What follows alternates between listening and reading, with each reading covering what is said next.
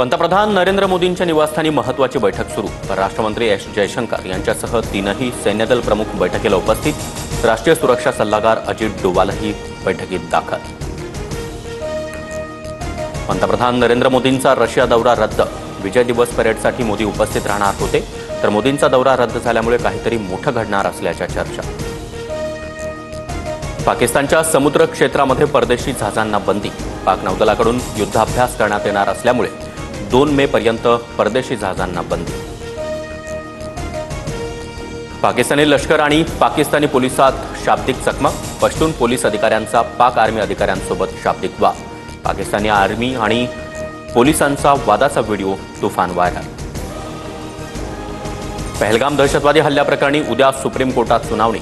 Supreme कोर्टाच्या निवृत्त न्यायाधीशांमार्फत चौकशी करण्याची मागणी।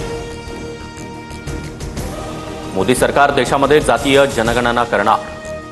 केंद्रीय मंत्रिमंडळाच्या बैठकीत निर्णय। 94 वर्षांनंतर देशामध्ये जातीय जनगणना होणार। तसंच स्वातंत्र्यानंतर देशात पहिल्यांदाच ही गणना होणार। जातनिहाय जनगणनेचा निर्णयाचं स्वागत। जातनिहाय जनगणनेची तारीख जाहीर करावी, राहुल गांधींची मागणी।